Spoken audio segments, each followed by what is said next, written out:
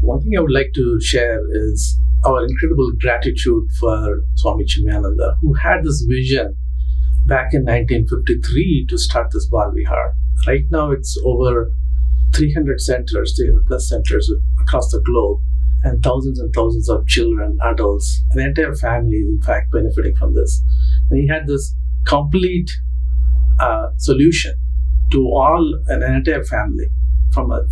Most people get involved for their children, but then they discover that they themselves can benefit so much from it. Either it is adult satsang, volunteering in some capacity as a teacher, one of the various volunteer aspects. So Swami Chinmayananda has distilled the entire science of Vedanta in a very palatable format for everybody to make it practical in their real life. And he has this unique ability to distill the most complex of concepts so that everybody can understand. And in fact, to his credit, he translated the Bhagavad Gita into English for the very first time. It has never been done before. It was restricted to a specific group of people who can read and understand Sanskrit. He brought it to the masses.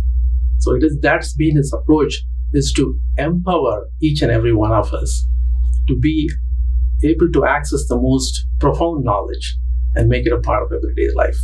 So Chinmaya Mission has been an integral part of our family's life for over a decade. Our son has gone through it. He's a senior in college now, and our daughter is going through it. She's a senior in high school. It has molded each of us in ways that are incomprehensible for us. I don't think I could have measured it.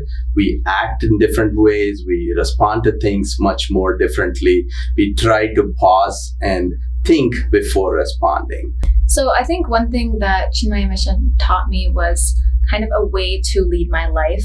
I think as long as I've remembered, and I've been in Chinmaya Mission for many years, but one thing that I really learned was the value of always doing the right thing. And I think that has always led me and led my decision making to also do something beyond doing something for myself. And I think that's a big lesson that I've learned and something that I want to carry forward, and which is why I still want to continue to be part of Chinmaya Mission. And I think another really important part and something that I would really encourage people in my generation, I think, have some kind of view of whatever Hinduism is. And I think sometimes what we see it as, and how I saw it too, was more of there's some rituals, there's some more of like the religious rituals and things like that. But something I've learned from Chinmaya, which I think has been so valuable, is how much deeper our religion goes.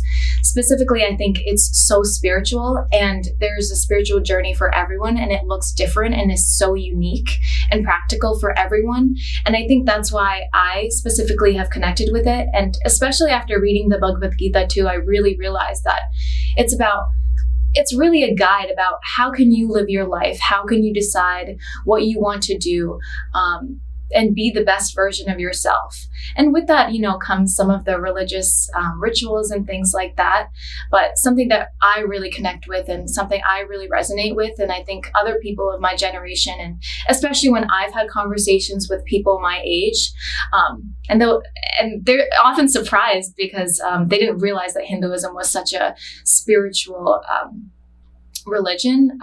So that's something that I would really encourage people my age to really stay in Chinmaya and see past the, parents forcing you to go every Sunday, and see how you can really apply that and better yourself. So on a typical Bal Vihar day, we have the classes on Sunday afternoons. The children, everybody comes to the center. We have from 2:15 to 3:15, we have the language classes. And that is the time when all the teachers meet for a teacher satsang. And we take a text every year, and one of our leaders, they lead that satsang. And from there, we all gather in our assembly hall. From 3:30 to 4, we have an assembly where all the students gather, and we have a prayer, a bhajan, a set of announcements, and aarti for Puja Gurudev. And from there, it's a transition to the classrooms. Every grade goes back to their classes, and where they have class until about 5 p.m. And the session concludes at 5, where the delicious sweets and from Aarti is being distributed to the families. So that kind of summarizes what happens during the 1:30 to 5 o'clock time frame, around 2:15, I would say. And apart from that, for the children, we have the volunteers. So the Metro West and even in the Andover, the whole center is being run with a lot of volunteers. And each of the volunteers have a role. For example, we have someone come here, make delicious tea for us to get through the afternoon. We have a lot of students who are helping with the PowerPoint presentation for our assemblies. We have a group of sevaks who come set up the auditorium for us. So these are little things that each of us find a way to contribute to Chinmaya Mission, because again, by Pujya Gurudev's, one of the powerful lines in our pledge says, producing more than what we consume and giving more than what we take. So every single person, I would say, a parent volunteer, either through cooking or through bringing Aarti Prasad or through Swaranjali, where we are singing or coordinating events during pujas, I would say it's a whole set where the parents get to give back to the community. And this is how we see Metro West as one big family through the work that Gurudev has done. Welcome to Indian Union News. Today we are going to talk with Chinmaya Mission Metro West team, which has been providing these spiritual educational services in Metro West area for a long time. They have about 130 students and about 100 families involved in their mission. So, welcome to our studio. Thank you, Pedaji. Again, welcome. Thank you. And so let us start with you, Mahesh, first about when the Metro West chapter of Chinmaya Mission started. Hariom Upendraji, sure. Very happy that we're able to participate in this. So the Metro West chapter of Chinmaya Mission Boston started early 2000s in a very informal way in a center actually in Framingham. It was in a strip mall next to a Kuman, Framingham. That's where we started. Over the years, starting in 2005, we moved to a center in Shrewsbury.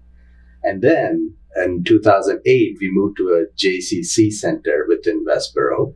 And in 2013, we moved to our current home, which is renting space from a Jewish temple called B'nai Shalom, right on Main Street in Westboro.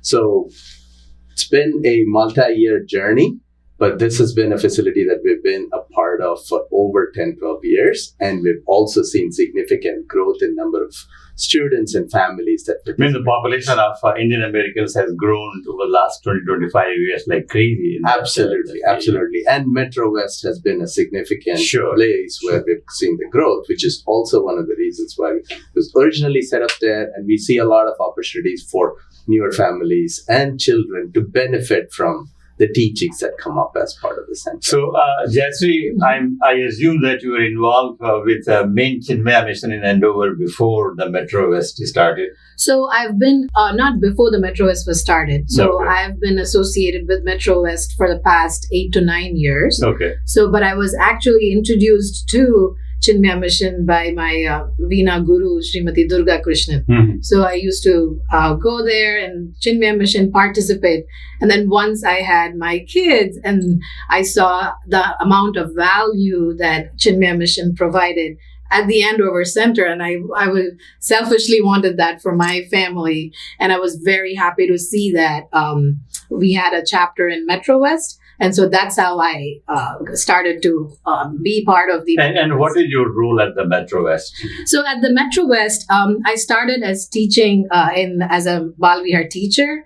I'm part of the Swaranjali group where we sing bhajans, be part of any event that's happening. And I also regular attendee of the Satsang in Chinmaya Mission Metro West. And Mahesh, what about your role at Metro West? Yeah, Pidarji. So I want to go back to something that's very important for all of us that we try to keep at the back of our minds, right? So Pujya Gurudev Swami Chinmayananda had said, children are not vessels to be filled, but lamps to be lit. That kind of is a big guiding principle for us as we think about it.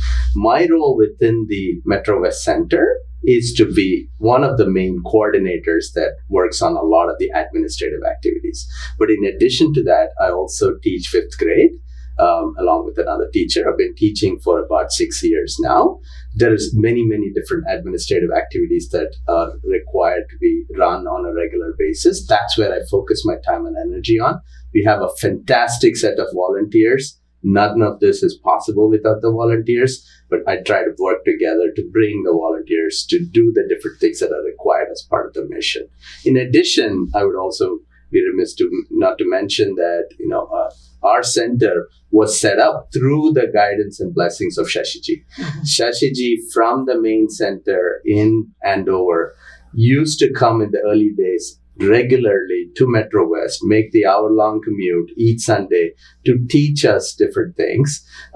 Over the years, she's done that very recently, also within the past 2 to 3 years. Now she comes for special occasions, but we are greatly indebted to the things that she's done in order to get us up and running. So my role, administrator. And also you mentioned Swami Chinmayananda, so whose 100th anniversary you are celebrating this year too. That is right. This is the 108th Jayanti of Pujya Gurudev Swami Chinmayananda. A lot of the things that we are all thankful. We are thankful for him, for everything that he has set up, the teachings that he has established, the ability for us to be able to learn from those teachings. And so we want to mark this in a very significant way. We've been doing a number of special events during the course of the year. We've had Swamiji's come in from India. We've had one Swami Prakashananda come from the Trinidad and Tobago. You mentioned that you teach 5th grade also. What do you teach? So this year, the 5th grade curriculum is about what is the symbolism within Hinduism. It is a very significant and important chapter. The curriculum is very structured. The early years of our children is focused on learning pictures and stories and actual episodes of things. In the 5th grade, they learn more of the why. For example, when they see a picture of Lord Ganesha, what do each of those symbols of Lord Ganesha mean? Why does he have those big ears and a little mouth? Why does he have that little mouse in front of him? What does the symbol of a rat symbolize? So I'm curious to know about the mouse. So tell us, what is the... At the end of the day, when you look at Swami, when you look at Lord Ganesha, there's 4 things that you'll see. You'll see... Okay, let me guess first. Yeah. So here, little mouse, speak less. Absolutely. Ear, you Listen more. Listen more. Yes. But the mouse, I cannot understand. Yeah, so mouse is the little negative tendencies that is there in all of us. We want to try and make sure that we eliminate that tendency, right? So we are thinking of it, the mouse is nibbling. If you let it uncontrolled in an environment, that mouse is going to create havoc. So that mouse is there to signify, remember, you want to keep that in check. Everybody has that in some way, but you want to keep that in check so that you are focusing more on the good. The treat that you get when you're doing well is that modaka. Mm-hmm. When you want to he's out there supporting you. He's got a long rope that you can reach out to, and he's going to be able to pull you towards him. He's got an axe that he also represents to make sure that you can cut the bad things that you should no longer have. And you get a treat with the modaka when you have the good qualities. And finally, he's out there blessing you. We learn a lot about different symbolism. We're going to progress to Lord Vishnu, and then Shiva, and then the Devis, and what all of these things do. Children get fascinated by this. They are excited to go back to their homes and talk to their parents. And most importantly, when they go to a temple the next time, say, oh, I'm looking at this. This is very good. I am so glad you talked about the nibbling part of the mouse because I hate mouse. I thought that there are going to be some good symbolism about the mouse, but that's good to know. Yeah.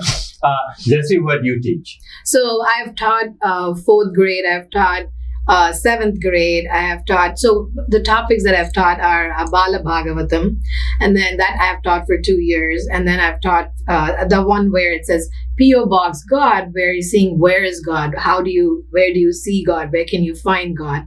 And that is done through Ramayana. That is how, those are the classes that I've taught so far. And again, like what Mahesh ji mentioned, through the stories, what do we teach our children?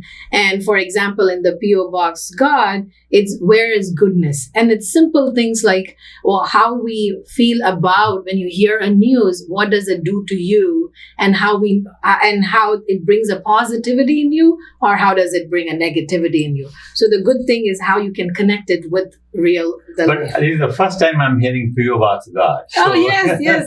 I've never heard of this. So Yeah.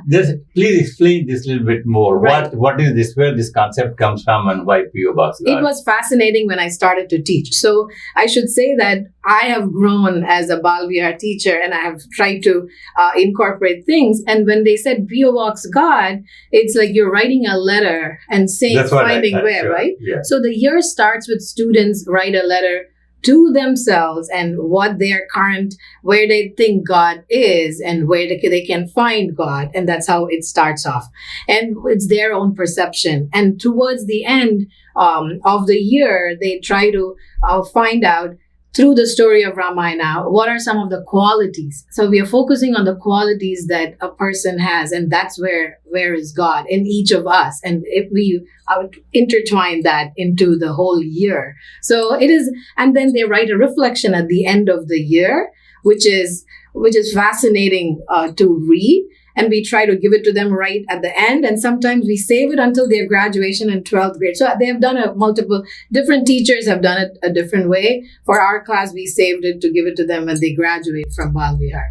So, And Mahesh, who is your best student? I mean, the ones that are very curious and ask the whys. That's what we most enjoy, because they are out there not just accepting you. That's why I think the 5th grade, I'm biased towards the grades that I teach, but the 5th grade is a time when they're not just listening, they're starting to develop their intellectual skills and ask those questions. We see more and more of that as they progress, and as some of our senior teachers will be talking about. So the ones that are out there trying to connect what they've heard at home with the story that we are saying, they all recognize the symbols, but not surprisingly, they rarely know what those symbols mean. I've learned a lot this is my 2nd year of teaching the 5th grade, and I'm hoping to continue teaching this for a couple more years to develop a complete So understanding. Jayashree, who will be your best student?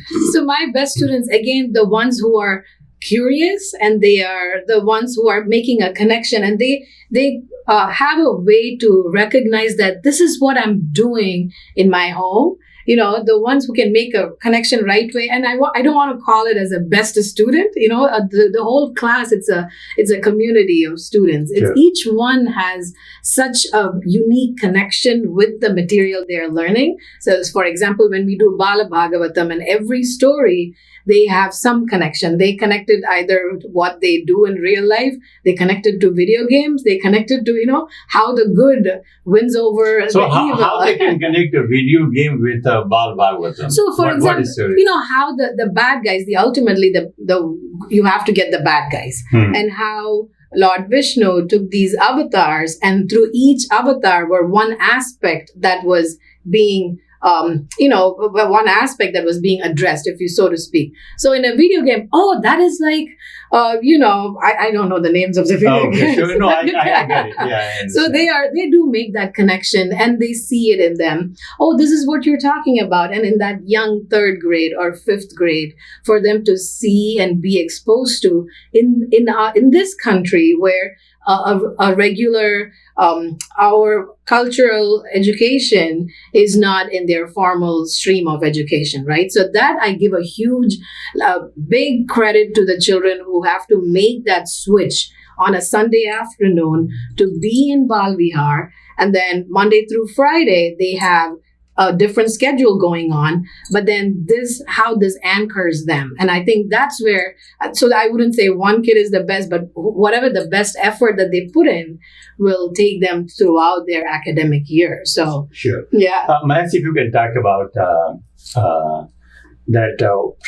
how old the kids are when they can come in, Absolutely. and how long, and when are the classes, and how that works. Absolutely. So, Bhupendraji, the curriculum is very structured in terms of starting with stories over to explanation to interpretation. And as they get up to the 12th grade, they are able to really focus on understandings and teachings of the Gita. So children can start as early as in the pre-K year.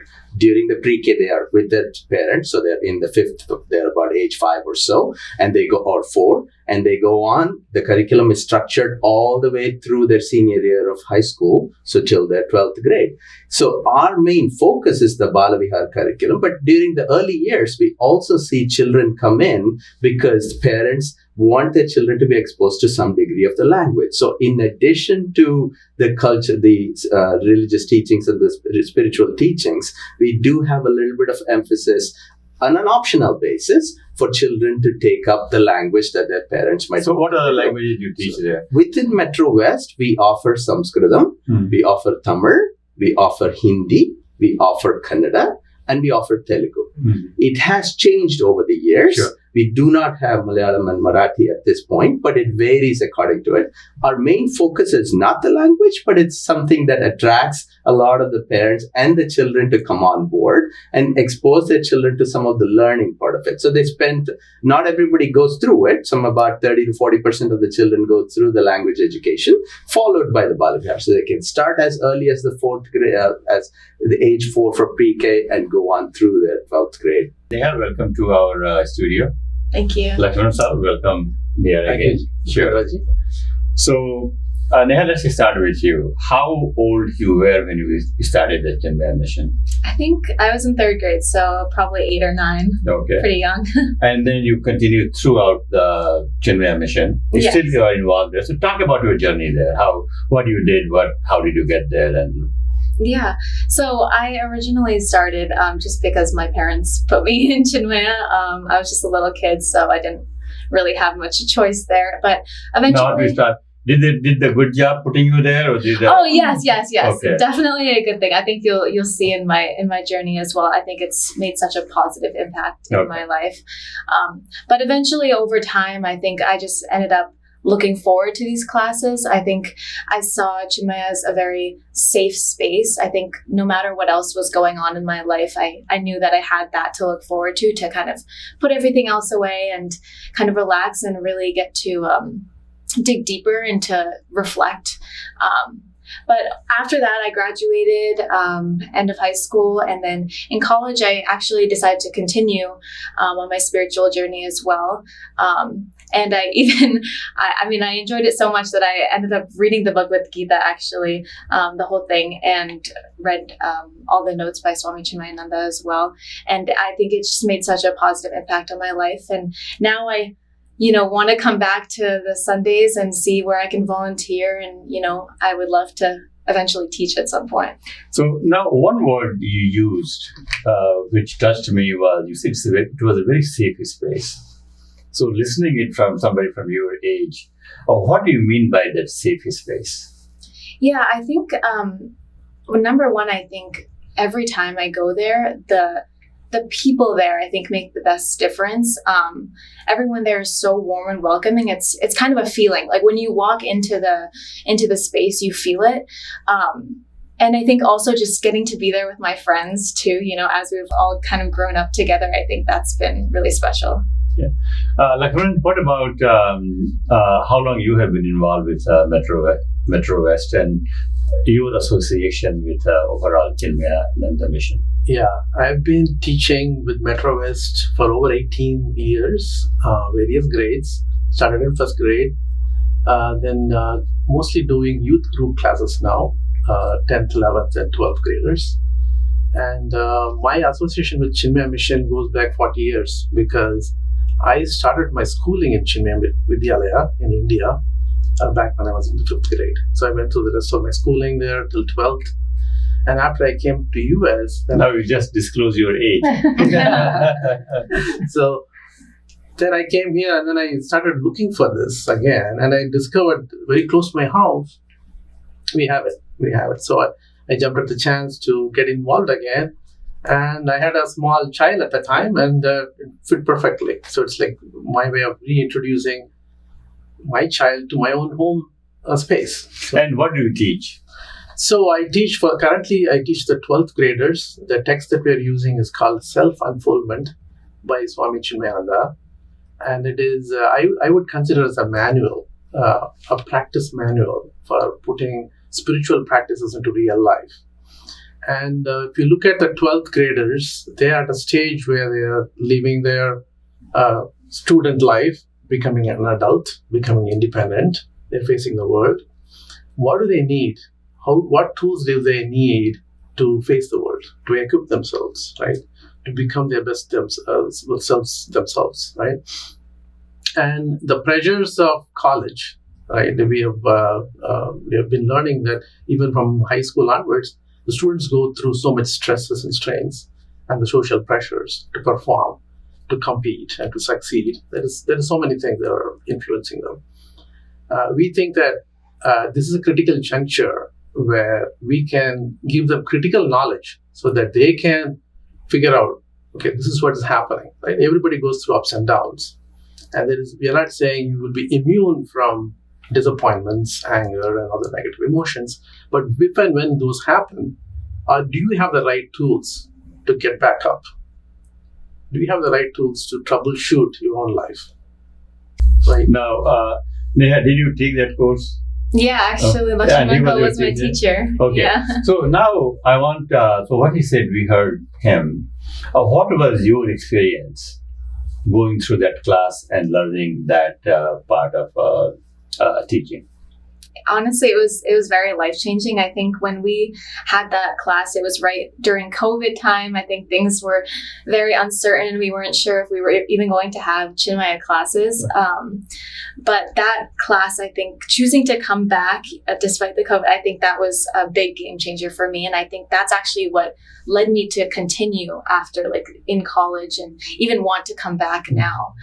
So a couple of things you learned, like solid thing, that this is what I learned from this class. And this is something which really helped you. Not just saying that, okay, I learned. What was exactly, do you remember any particular moment which touched you? I said, you know what, this is real thing. Yeah, actually, one specific thing that I still do every day is the starting with the meditation that we do at the beginning of class. I still do that first thing in the morning, last thing I do before going to bed.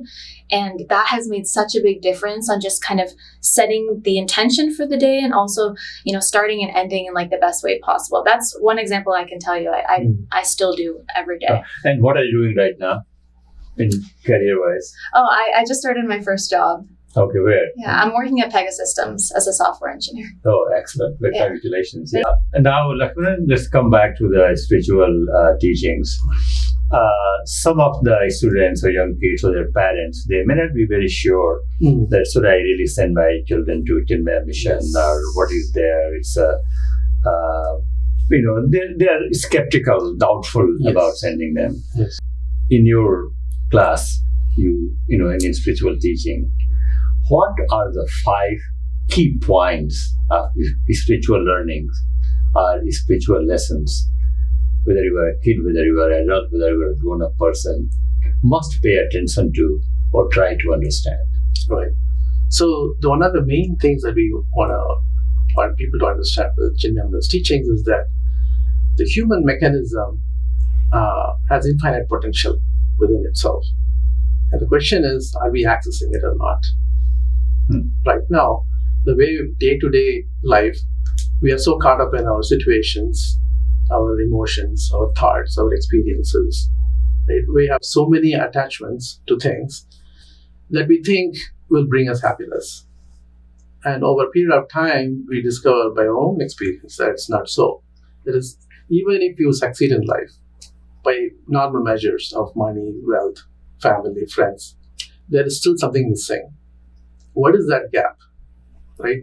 And this is true even for adults, and especially for adults who have achieved in life, that there is something lacking within me. So at Chinmaya Mission, we are trying to address this most fundamental human need to feel happy, to feel fulfilled, right? And we start at a very young age. And it's all about self-empowerment, right? At the young age itself, we train the children how to think. Basically ask a lot of questions. Re-examine. If we tell a story, a mythological story, even there we ask the children, why did this character do such thing? What is the motivation? What is the consequence? So as the children go through this process, they will start to develop this muscle. Which character is most liked by the children? Which mythological character? So Lord Rama is very famous. Lord Hanuman is really famous because they think of himself as a superhero, and he has all those qualities. So, but somebody else has to remind him. Somebody has to remind, sure. Exactly. So this power of awakening to one's own potential, that is a running theme that spirituality deals with. Chinmayananda also stresses for us, and we get started with a young age. And Vedanta is what we teach, and we start with the children from all through kindergarten to the 12th grade, and even with adults. But the format is different. So what is the key message? You said you teach Vedanta. What is the key message of Vedanta? The key message of Vedanta is oneness, right?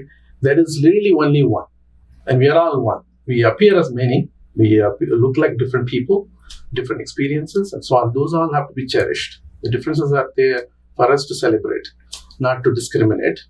And fundamentally, we are all just one being. That's what it is. Perfect. Now, Neha, you heard it from the teacher.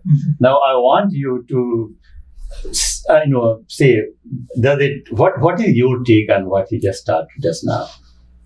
I think that's a great way of summarizing, I think, everything that we've learned. I definitely agree. One thing that I actually thought of as well, one thing that I specifically took away from it too, is one of the big topics that we talk about is the mind, body, and intellect, and kind of the difference between that, and how above that there's like the vasanas and our inner soul, which is what's deep inside. And I was thinking about, mental health is a big thing that we talk about, I think, when we get older in Bal Vihar. And one of the things I think that helps me whenever I'm dealing with some kind of uncomfortable emotion, and one topic that we talked about was how you can't connect and associate yourself with the mind, body, or intellect, because that's not who you truly are inside. And anytime I'm dealing with some kind of uncomfortable emotion, I think that's helped me look past that and see that as this is a temporary time. This is a temporary emotion. So now, for your age, you are talking like somebody who's extremely mature person, okay? So when you were going to college or in your college days, I'm sure you must be talking like this with your friends and colleagues. What they were thinking about you at that time? That are you crazy, or you make sense, or? I think you are talking like somebody who's very grown up.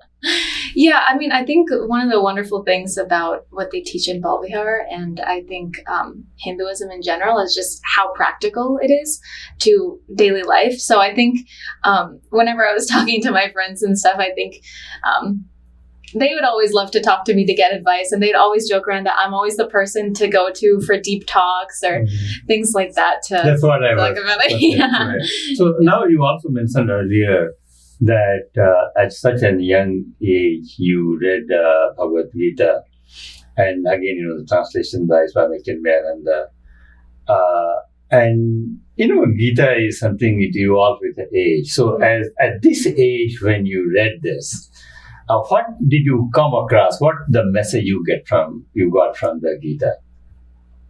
I know it's a tough putting you on this spot, but like a couple of things which comes to your mind. Wow. I think actually one surreal experience I can recall when I was reading it was I felt this feeling after I finished reading for a couple of hours.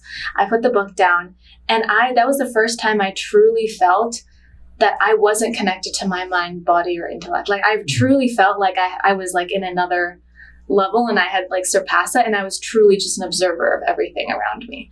And that sense of like tranquility and peace that we talk about when we are really connecting with that inner soul, like that is something that I truly felt just reading it.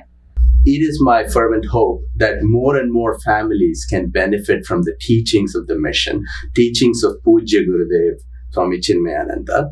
The center in Metro West is suitably located in a place where many families that are coming and moving into the Metro West area can come and join. So reach out to us. We would love to have more and more families with younger children start the curriculum, stay, and you'll see how you benefit from it. We are connected to the main center in Boston, in Andover, and all of our administrative support, financial support, there's many things that the main center provides us. But at the same time, we have independence to do some of the things that we would need to grow in the Metro West area.